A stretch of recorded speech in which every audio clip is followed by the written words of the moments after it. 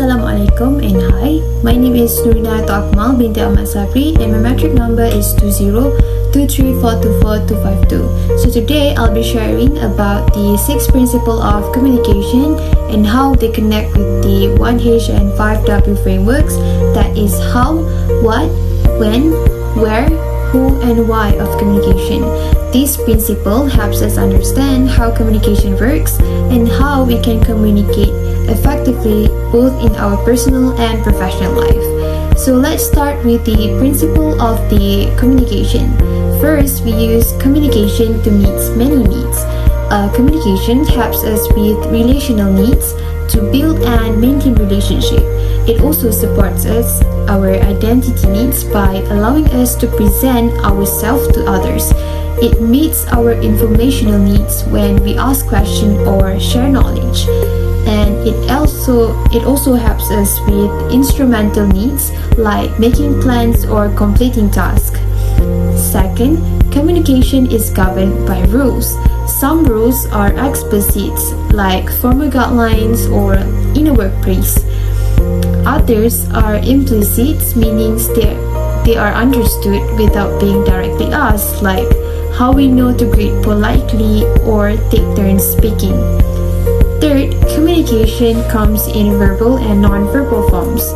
Verbal communications is the words and languages, while non-verbal communication includes our tone of voice, gestures, facial expressions, and body language, and these are often speaks louder than words. Fourth, communication has both content and relational dimensions. The content dimension is the literal information, like when I say I'm concerned about the deadline, and the relational dimension reflects the relationship. Like for example, by sharing that concerns, I'm also saying that I trust you enough to share my feelings. Fifth, some messages is meta-communicate, meaning that they are communications about communication. When we say, let me be clear or don't take this the wrong way, we are helping shape how our messages is received. And 6, people give communication its meaning. Words, gestures, and symbols mean people agree they mean. Without shared understanding, communication wouldn't work. So now let's link this to the 1H and 5W, which helps us think critically about the communication. So first, how do we communicate? We often use words, actions, expression, and also digital tools. And what do we communicate? Both content and relational needs like facts, feelings, and also meanings. When do we actually communicate? I mean, all the time, right? At work, at home, in persons, and maybe online. And where do we usually communicate?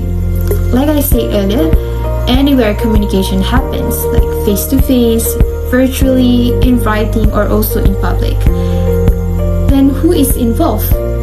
Maybe senders, receivers, individuals, groups, or maybe audience. And lastly, why do we actually communicate? Of course, to connect, share ideas, build relationships, and meet our needs. In summary, communication is more than just asking or also talking.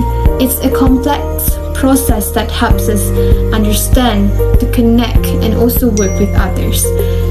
By applying these 6 principles of communication and thinking through the 1H and 5W, we can become more thoughtful and effective communicators. That's it for today. Thank you.